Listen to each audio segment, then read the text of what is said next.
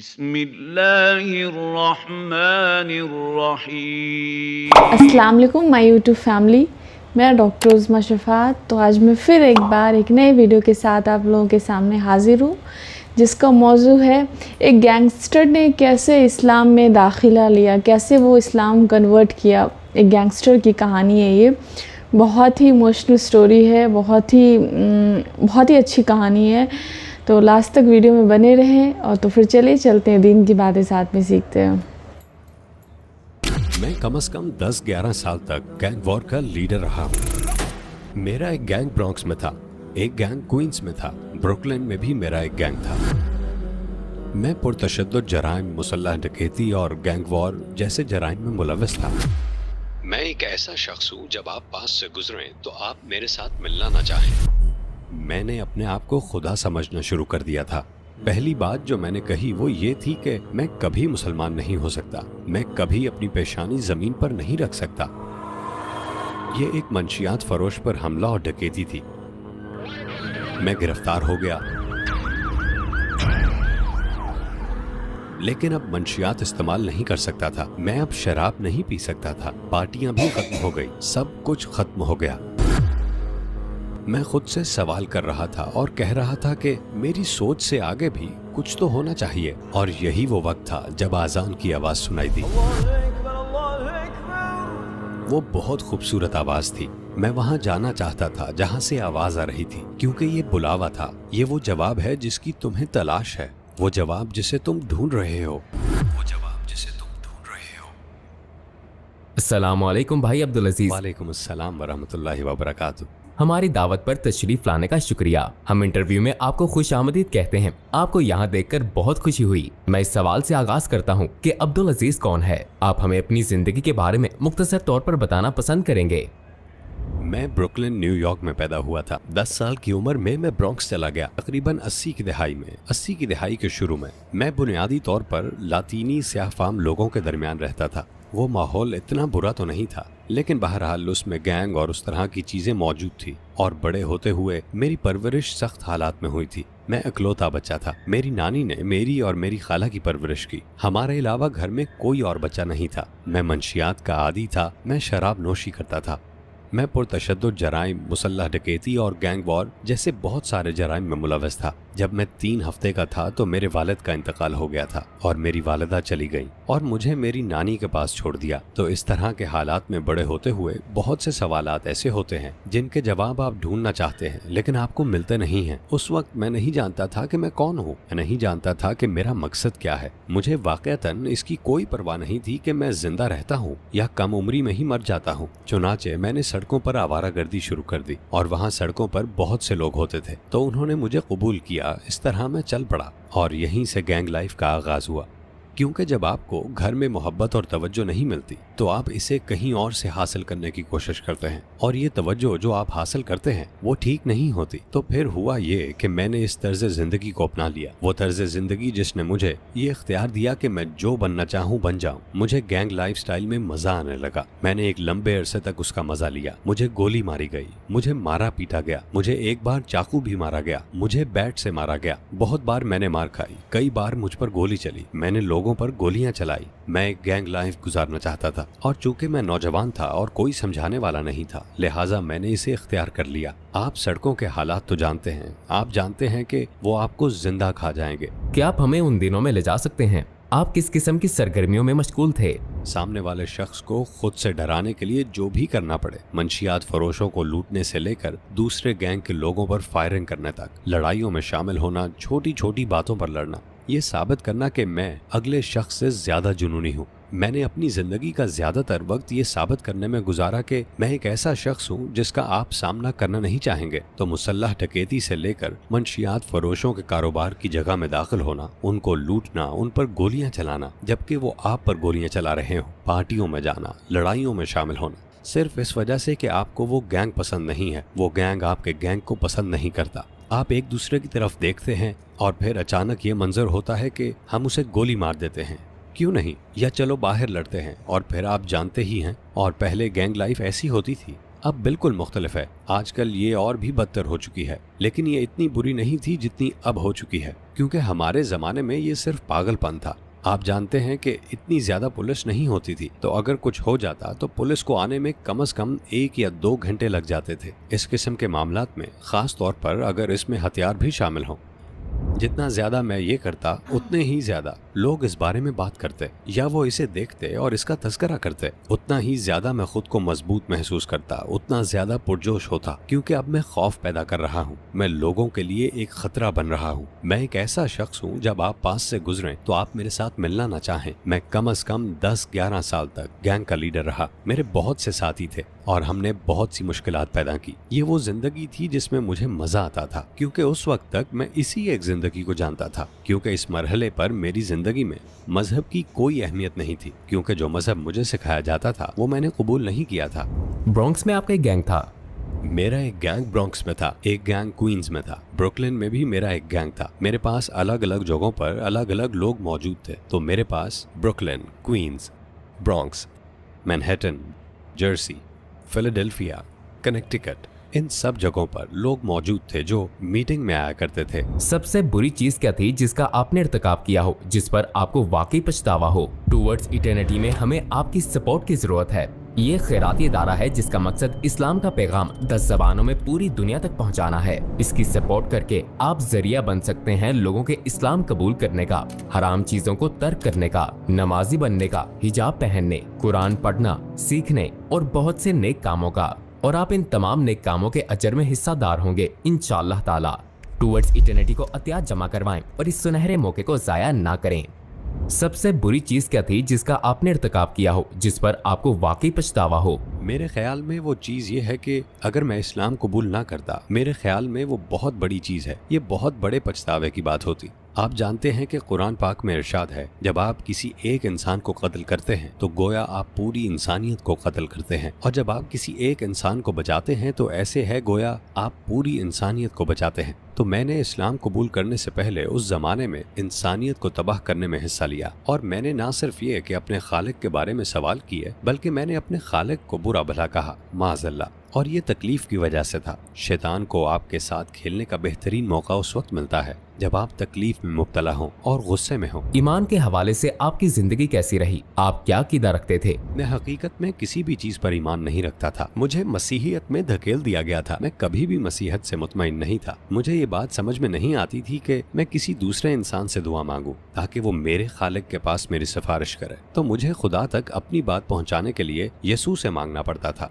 मुझे पहले यसू के पास जाना है। ये एक ऐसी चीज है जिसका कोई मतलब नहीं बनता। किसी ऐसे शख्स से दुआ मांगूं जो कभी यहाँ आया था, जी हाँ, और मेरी तरह एक इंसान था, और फिर वो मर गया। तो इससे मैं कशमकश का शिकार हो गया, क्योंकि ये ऐसे ही है कि अगर मैं यहाँ मौजूद किसी भाई से उसकी गाड़ी लेना चाहूँ, उसके लिए मुझे आपके पास क्यों जाना पड़ेगा कि आप उससे जाकर गाड़ी के बारे में बात करें? मैं जाकर उससे डायरेक्ट बात कर सकता हूँ। ये वो चीज है जिसकी मुझे तलाश थी। ये चीज वहाँ मौजूद नहीं थी, तो मैं उस पर यकीन नहीं कर सका जो मुझे बचपन से सिखाया गया था। और यही वो जगह है जहाँ तजाद पाया जाता है कि यसू खुदा का बेटा था, और फिर ये कि यसू खुदा है। आपको एक फैसला करना होगा, यसू खुदा है या यसू खुदा का बेटा है। ये एक परेशानी है। इसमें से कोई भी बात अकल में आने वाली नहीं, क्योंकि ये सिर्फ इतना ही नहीं है कि यसू खुदा का बेटा है, बल्कि यहाँ ट्रिनिटी भी है, बाप, बेटा और रूहुल कुदस। तो अब एक बाप है, एक बेटा है, और अब आप मुझे बता रहे हैं कि रूहुल कुदस भी है। यहीं से झगड़ा शुरू होता है। चुनाचे मैंने मजहब के खिलाफ बहुत बगावत की। एक मुकाम ऐसा भी आया जहां मैं वाक़तन सिरे से खुदा को ही नहीं मानता था। मैंने अपने आप को खुदा समझना शुरू कर दिया था, और नाउज़ुबिल्लाह मैंने ऐसी बातें की जैसे कि कोई खुदा नहीं है, मुझसे बढ़कर कोई ताकत नहीं है। और अब मैं सरकश हूँ, मैं जवान हूँ, मैं गुस्से में हूँ। उस वक्त आपकी उम्र क्या थी? मैं कहूँगा कि मैं तकरीबन 18-19 साल का था। तो क्या आपकी गैंग लाइफ उस वक्त शुरू हुई थी? मेरी गैंग लाइफ 80 की दहाई में शुरू हुई थी। अब हम 90 की दहाई के अवाइल के बारे में बात कर रहे हैं। तब आपकी उम्र कितने साल थी?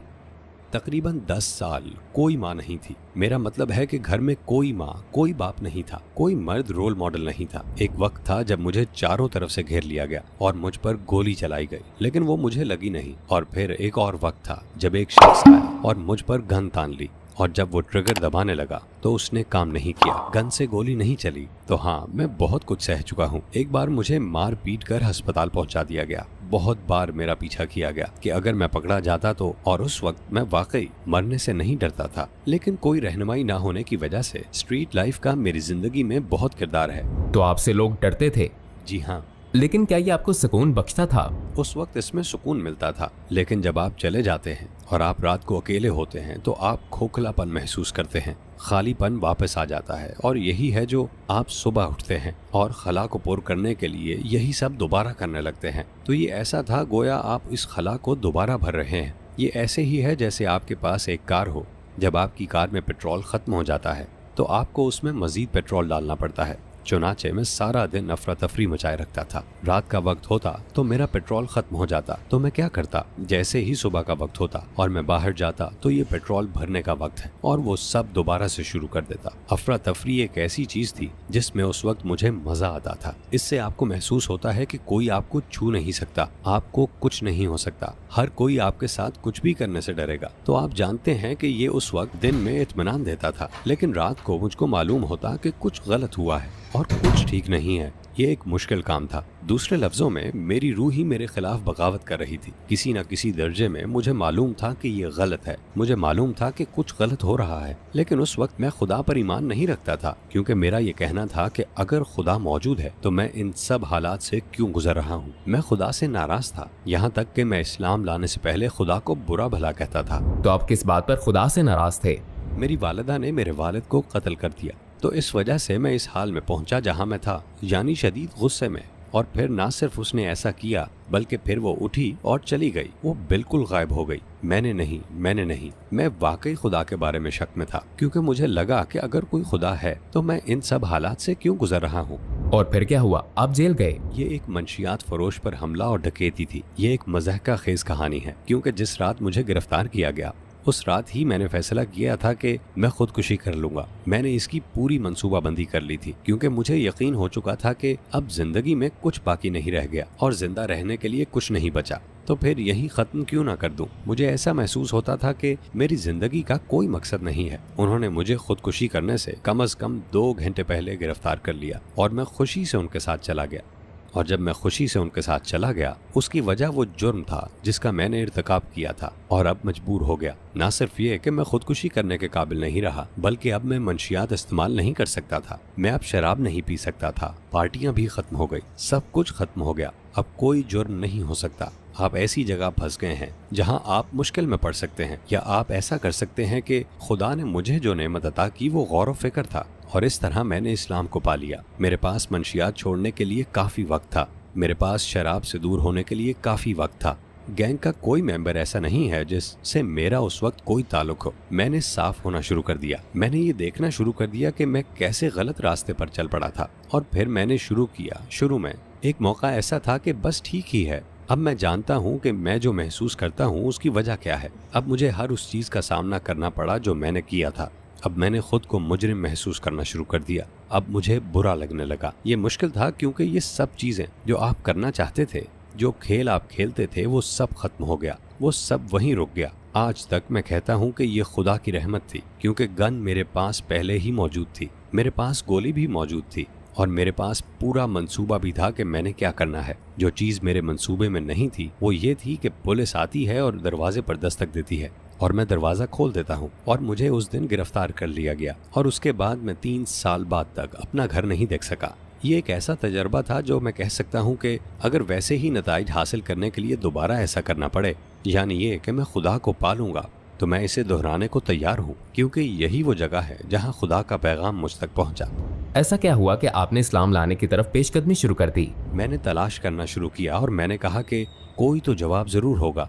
खुदा मौजूद है, खुदा जरूर होना चाहिए, क्योंकि अब आपने तख्लीक के अंदाज पर गौर करना शुरू कर दिया। मैं पूछ रहा था, मैं खुदा से सवाल कर रहा था और कह रहा था कि मेरी सोच से आगे भी कुछ तो होना चाहिए। और यही वो वक्त था जब आज़ान की आवाज़ सुनाई दी। वो मुअज्जिन जिसने आज़ान कही, उसकी आवाज़ इतनी खूबसूरत थी कि जहाँ से आवाज़ आ रही थी मेरा कदम खुद ब खुद उस तरफ उठने लगा। ये इतनी बुलंद था कि सहन में सुनाई दे रही थी, लेकिन मैं वहाँ जाना चाहता था जहाँ से आवाज़ आ रही थी। ये सिर्फ नमाज की आज़ान नहीं थी, बल्कि ये एक बुलावा था, उस जवाब का बुलावा जिसे तुम ढूंढ रहे हो। मैं आज़ान सुनते हुए रोने लगा, क्योंकि ये एक बुलावा था। ये सिर्फ नमाज की दावत नहीं थी, ये मुझे जगाने के लिए एक बुलावा था, क्योंकि तुम्हारा रब तुम्हें तलाश कर रहा है। शायद आप उस सिमत में जाना चाहें। मैंने उस भाई की वापसी का इंतजार किया जो मेरे साथ हॉस्टल में रहता था। फिर मैंने उससे सवालात करना शुरू कर दिए, क्योंकि पहले तो मेरा ख्याल था कि ये कोई गाना है, क्योंकि वो आवाज़ बहुत खूबसूरत थी। वो एक गाने की तरह लगता था।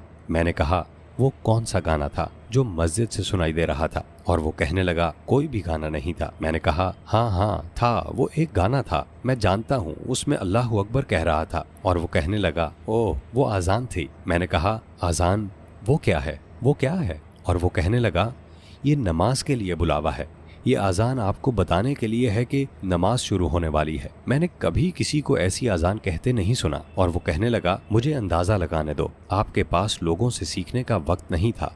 और मेरा जवाब था कि नहीं, लेकिन और भी सवालात थे, और उनमें से बहुत से ये थे कि एक से ज़्यादा खुदा क्यों हैं? और इस्लाम ने इसका बिल्कुल सही जवाब दिया, नहीं, एक से ज़्यादा खुदा नहीं है, खुदा सिर्फ एक है। और मेरी कैफियत ये थी कि वाह, यही तो वो चीज़ है जिसे मैं तलाश कर रहा था, क्योंकि खुदा सिर्फ एक है। ईसा खुदा के बेटे नहीं हैं, लेकिन ईसा अलैहिस्सलाम को बतौर नबी और अल्लाह के रसूल तस्लीम किया जाता है। तो ये वो चीज़ थी जिसे मैं कबूल कर सकता था। चुनाचे जब मैं आगे बढ़ा तो कुछ और सवालात मैंने पूछे, जैसे ओ आप सिर्फ इतवार को ही नमाज क्यों पढ़ते हैं?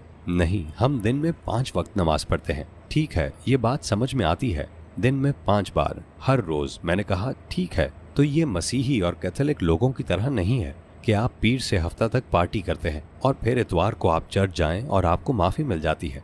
ये एक और चीज़ थी जिसने मुझे परेशान किया। ये कैसी बात है कि आप इस अजीम हस्ती की नाफरमानी करते रहे सोमवार से हफ्ते के दिन तक, और फिर इतवार को चर्च में जाकर जो कुछ किया है वो सब माफ़ करवा लें, चाहे वो कुछ भी हो। इस बात का कोई मतलब समझ में नहीं आता। लिहाजा मैंने मजहब के खिलाफ बगावत कर दी उस वक्त तक, जब तक कि जैसा कि मैंने कहा इस्लाम ने मुझे सिखाया कि दोनों में फ़र्क है। और जब मुझे पता चला कि ये आखिरी आसमानी मजहब है, ये पहले भी था लेकिन इसे इस शक्ल में भेजा जाना ज़रूरी था। ये तब की बात है जब मेरी कैफियत ऐसी थी कि अच्छा ठीक है। और एक भाई ने जो मुझे समझाया वो यूं था कि इंसान गलतियां करता रहता है और रसूलों के आने का यही सबब था, और हज़रत मोहम्मद सल्लल्लाहु अलैहि वसल्लम को उन नबियों में से आखिरी नबी के बतौर पर भेजा गया। दीन इस्लाम ही वो जवाब था जिसकी मुझे तलाश थी। उसने मेरी मदद की, उसने जेल से बाहर रहने में मेरी मदद की, उसने मेरी मदद की कि मैं ज़िंदगी में ऐसा बेहतर इंतखाब करूं जो मैं शायद कभी ना कर पाता। मैंने शराब नोशी छोड़ दी, मैंने दोबारा कभी इस किस्म की कोई नशा आवर चीज़ इस्तेमाल नहीं की। उसने मुझे दिली तौर पर बहुत सुकून बख्शा। इससे आपको क्या महसूस हुआ? क्योंकि ये ऐसे है जैसे मुझे ज़िंदगी दोबारा शुरू करने का मौका मिल गया। मुझे ये बताया गया, और ये बहुत खूबसूरत चीज़ है कि इस्लाम लाना पहली ज़िंदगी की तमाम गलतियों को ख़त्म कर देता है। तो ये बहुत खूबसूरत बात थी। ये जानकर बहुत अच्छा लगा कि इस्लाम हर चीज़ को ख़त्म कर देता है, यहाँ तक कि वो जराइम जिनके बारे में मैं सोचता था कि वो मुझे कभी नहीं माफ़ किए जाएंगे, क्योंकि आप जानते हैं कि कत्ल एक नाकाबिल माफ़ी गुनाह है। लेकिन इस्लाम कबूल करने से पहले जब इस्लाम लाया तो मुझे पता चला कि मुझे इसकी भी माफ़ी मिल सकती है, और इसके अलावा जो भी गुनाह मैंने किए उन सब की भी। और मैंने मस्जिद जाना शुरू कर दिया, और वहाँ से अल्हम्दुलिल्लाह मैंने सही तरीके से इस्लाम कबूल कर लिया। मुझे दोबारा कलमा पढ़ाया गया, मुझे अच्छा लगा। असल में उसने मेरी रूह और मेरी जान को जिंदगी अता की। दूसरे लफ्जों में गोया मेरी लाइट मध्यम थी, उसने लाइट को खूब रोशन कर दिया। आपके इस्लाम में दिलचस्पी लेने की सबसे पहली वजह क्या थी? रिकर्स आइलैंड में ये एहसास कि मैं मंशियात से दूर हो रहा हूँ और ये जानना कि मैं खुदा नहीं हूँ, ये पहली वजह थी। और जिस तरह से एक भाई ने कहा खुदा सिर्फ एक है, इससे मेरे अंदर इस्लाम सीखने की दिलचस्पी पैदा हुई। अल्लाह ताला मुझे माफ़ फरमाए। जिस ज़माने में मैं ये कहते हुए घूमता था कि मैं खुदा हूँ, पहली बात जो मैंने कही वो ये थी कि मैं कभी मुसलमान नहीं हूँगा। ये मेरे मुंह से निकला, मैं कभी मुसलमान नहीं हो सकता, मैं कभी अपनी पेशानी ज़मीन पर नहीं रख सकता। बिल्कुल यही अल्फाज मैंने कहे थे। जेल जाने तक मुझे इस्लाम में कोई दिलचस्पी नहीं थी। और फिर आप जेल से बाहर आ गए और फिर आपने अपनी सज़ा मुकम्मल कर ली। जब मैंने अपनी सज़ा मुकम्मल की तो मैं जेल से बाहर आया और मैं खुश था। अब ये पैगाम अपने लोगों तक पहुंचाने का वक्त आ गया है। मैंने गैंग के लोगों को इस्लाम की दावत दी और अल्हम्दुलिल्लाह वेस्ली भाई और 3 दूसरे भाइयों ने इस दावत को कबूल किया। और अल्हम्दुलिल्लाह मेरे बेटे का कहना है कि उसने मुझसे मुतासिर होकर कलमा शहादत पढ़ा है। हाल ही में एक भाई जेल से घर आया और उसने मुझे बताया, भाई मेरे मुसलमान होने की वजह आपको देखना है। और उस जमाने में मैं आपकी बात नहीं सुनता था क्योंकि उस वक्त मैं शराब पीता था और नशा करता था। वो जेल गया और वहाँ उसे इस्लाम मिल गया और अब जैसे जब मैं भाइयों को देखता हूँ बहुत बड़ा फर्क आ चुका है। ये वो शख्स हरगिज नहीं जिसे मैं पहले देखा करता था। क्या आपके लिए अपनी सारी बुरी आदतें छोड़ना और जिंदगी को बदलना मुश्किल साबित हुआ? जी हाँ भाई, ऐसा ही था। मैंने खुद को ऐसे लोगों से दूर करना शुरू कर दिया जो वो काम नहीं करते थे जो मैं करता हूँ। मैं ऐसे लोगों से भागने लगा जो नमाज नहीं पढ़ते थे और ईमान नहीं रखते थे, और ज़्यादा से ज़्यादा ईमान वालों के पास रहना शुरू कर दिया, यानी मुसलमानों के साथ। बिल्कुल। और बड़ी तब्दीली उस वक्त आई जब मैं यहाँ से केंटकी कट चला गया। मुझे केंटकी कट में मुसलमानों के बारे में कुछ इल्म नहीं था, और मैंने इस तरीके से फ़ायदा उठाया क्योंकि हमारे दरमियान बहुत सी चीज़ें मुश्तरक हैं। जो अक़वाल मैंने सुने उनमें से मेरा पसंदीदा ये है कि मुसलमान एक दूसरे के दोस्त और मुहाफ़िज़ हैं। और मैंने एक भाई को ये भी कहते हुए सुना कि हज़रत मोहम्मद सल्लल्लाहु अलैहि वसल्लम का इरशाद है कि अगर तुम एक ख़ास किस्म के लोगों के साथ रहना शुरू कर दोगे तो तुम भी उनमें से ही एक बन जाओगे। तो मैंने नोट करना शुरू किया कि जब भी मैं ऐसे लोगों के साथ उठना बैठना शुरू कर देता जो वो आमाल नहीं करते थे जो मैं करता था, तो उसी वक्त मसाइल पैदा होना शुरू हो जाते, चुनाचे मामलात उलट चलने लगते। और अब मैंने ऐसे लोगों के साथ उठना बैठना शुरू कर दिया जो वो काम करते थे जो मैं करता हूँ, और उससे मेरे लिए अल्लाह के रास्ते पर कायम रहना आसान हो गया। बहुत से लोगों का ख्याल है कि किसी को जेल के अंदर बंद करना उसे एक बेहतर इंसान बना सकता है। कुछ अरसे के बाद वो अपना सबक सीखेगा और फिर एक बेहतर इंसान बन जाएगा। वो अपना बहाली का अमल मुकम्मल कर लेगा।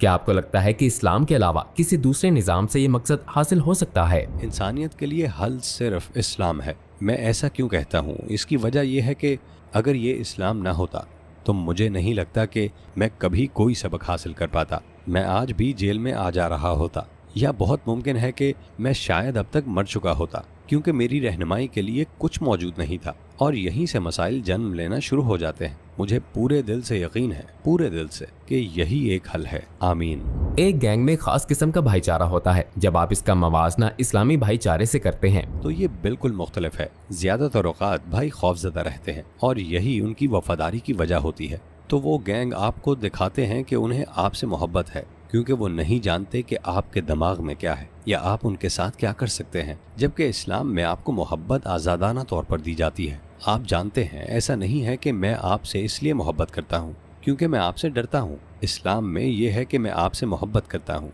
क्योंकि तुम मेरे भाई हो। आपको हज़रत मोहम्मद सल्लल्लाहु अलैहि वसल्लम की कौन सी चीज़ ने सबसे ज़्यादा मुतासिर किया? इस हकीकत ने कि उन्होंने हम तक दीन पहुँचाने के लिए हर किस्म की मुश्किलात का सामना किया।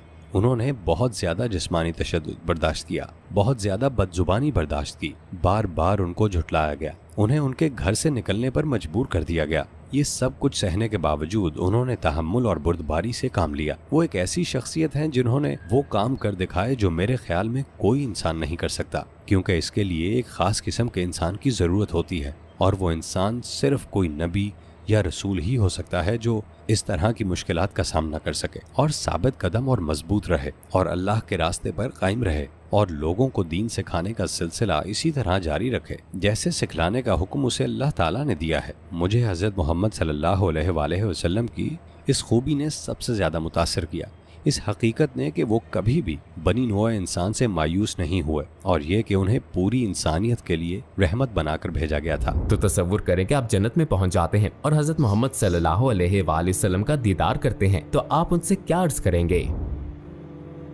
शुक्रिया, ऐसा दीन लाने के लिए आपका शुक्रिया जिसने मुझ जैसे इंसान को बचा लिया।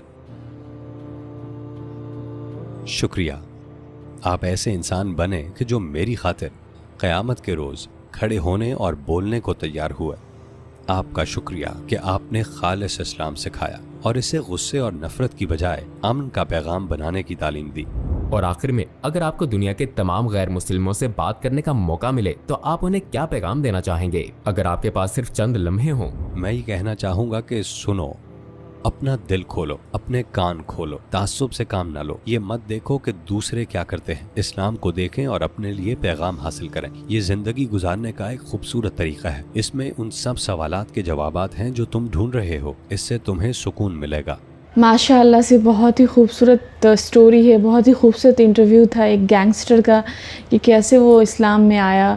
अज़ान की आवाज़ सुनकर उनका हार्ट मेल्ट हुआ कैसे, तो मतलब वो अपने आप को खुदा मानते थे और कभी उन्होंने सोचा नहीं था कि मैं अपनी पेशानी में सजदे में जाऊंगा لیکن کیسے زندگی بدل گئی. تو اللہ تعالیٰ کا یہ کرشمہ ہے کہ اللہ کبھی بھی کسی کو ہدایت دے سکتے ہیں. تو مطلب کتنا اچھا ہے نا کہانی کہ وہ کیسے پہلے ان کی زندگی کیسی تھی، شراب، مار پیٹ، مرڈرز، چوری، مطلب بس رابری، یہ سب کرتے تھے وہ، اور ابھی وہ کتنا بدل گئے ہیں وہ. تو اللہ بہت بڑے ہیں، اللہ کبھی بھی کسی کو ہدایت دے سکتے ہیں. تو ہم لوگوں کو بھی کوشش کرنی ہے کہ ہم لوگ اللہ کے راستے پہ چلے، اللہ کی چیزوں کو فالو کریں، عمل کریں، برائی سے بچے جہاں تک ہو سکے، نیک کام کرے. تو امید کرتے ویڈیو آپ لوگوں کو پسند آئی ہوگی. اگر ویڈیو اچھی لگی ہے تو ہمارے چینل کو زیادہ سے زیادہ سبسکرائب کریں، ویڈیو کو شیئر کریں، لائک کریں، اور کمنٹ میں مجھے بتائیں کہ میں نیکسٹ ویڈیو کس ٹاپک پہ بناؤں. تو پھر جلدی ملتے ہیں نیکسٹ ویڈیو کے ساتھ. تب تک کے لیے اللہ حافظ.